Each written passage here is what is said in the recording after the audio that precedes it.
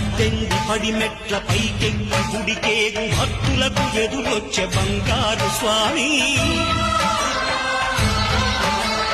ఇరుముడులు స్పృశించి శుభమును దీవించి జన బృందముల చేరే జగమేలు స్వామి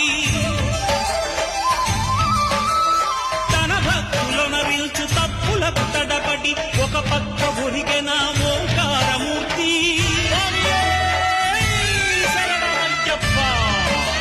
స్వాములందరూ తనకు సాయము కాగా ధీమంతుడై లేచే ఆ కన్య స్వామి పట్టబంధము వీడి భక్తతతికై